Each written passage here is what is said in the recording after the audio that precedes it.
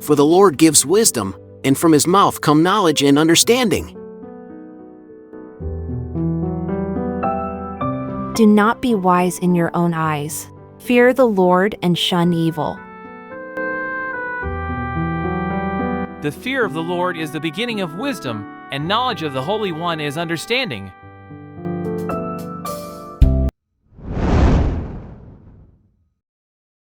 During World War II, a Jewish father and son were imprisoned in the Auschwitz concentration camp in Poland. The father said to his son, "Son, now our only wealth is wisdom. When people say that 1 + 1 = 2, you should think that it is greater than 2. The Nazis poisoned hundreds of thousands of Jews in Auschwitz, but the Jewish father and son survived. In 1946, father and son came to the United States and started a copperware business in Houston. One day the father asked his son, "Son, what's the price of a pound of copper?" The son replied, "It's 35 cents.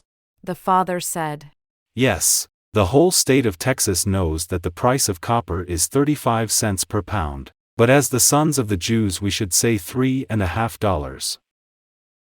Try to make a doorknob out of a pound of copper." 20 years later, the father passed away, and the son continued to run the bronze business. The son is wise. He made copper into bronze drums, Swiss clock springs, and Olympic medals. He also once sold very high prices for a pound of copper. In 1974, the New York City government decided to call for tenders from the public to transport all the waste left behind due to the renovation of the Statue of Liberty. No bids came in for months because the bids were so low. The son was traveling in France. He flew to New York after he heard the news of the tender. He came to the grounds of the Statue of Liberty to inspect the waste, then walked into the city government office and signed the contract with the city government without mentioning any conditions. After hearing the news of the son signing the contract with the New York City, the owners of many transportation and cleaning companies laughed at his stupid decision. They are all waiting to see what the son will do with all the waste. They saw the son's employees on the ground sorting waste, putting copper aside, iron aside, wood by wood, cement by cement. The son instructed workers to melt waste copper, pour the liquid into the model, and make it as a small Statue of Liberty, then use the waste wood as a base for the Statue of Liberty, and sell the model of the Statue of Liberty to tourists. He packed the dust from the Statue of Liberty into transparent plastic bags, pasted instructions, and sold them to flower shops. He molded waste lead and aluminum and made into keys and sold them to tourists. In just 3 months, the son turned the scraps beneath the Statue of Liberty into usable art and utensils, bringing him $3.5 million in cash. In a Jewish family, a mother asked her child, If one day your house was set on fire and everything in your house was robbed, and you wanted to run for your life, what would you take with you? The child replied, I will bring money or jewelry. Mother replied, Son, what you want to bring is not money or diamonds, but wisdom, because no one can take away your wisdom. Dear friend, wisdom is given by God, and no one can take away your wisdom from God. Proverbs chapter 2 verse 6 says, For the Lord gives wisdom, and from his mouth come knowledge and understanding. King Solomon came before God and prayed, Now, O Lord my God, you have made your servant king in place of my father David, but I am only a little child and do not know how to carry out my duties. Your servant is here among the people you have chosen, a great people, too numerous to count or number. So, give your servant a discerning heart to govern your people and to distinguish between right and wrong. For who is able to govern this great people of yours? God was pleased with Solomon's prayer.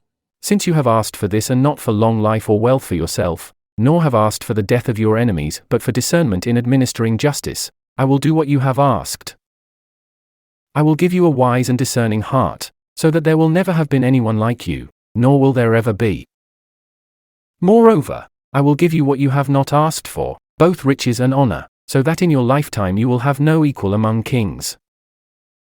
And if you walk in my ways and obey my statutes and commands as David your father did, I will give you a long life.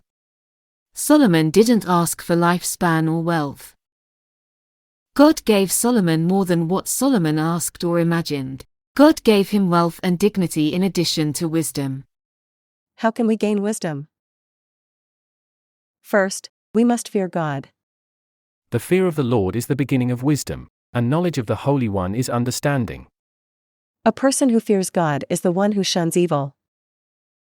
Proverbs chapter 3 verse 7 says, "Do not be wise in your own eyes. Fear the Lord and shun evil." Secondly, listen to and obey God's word.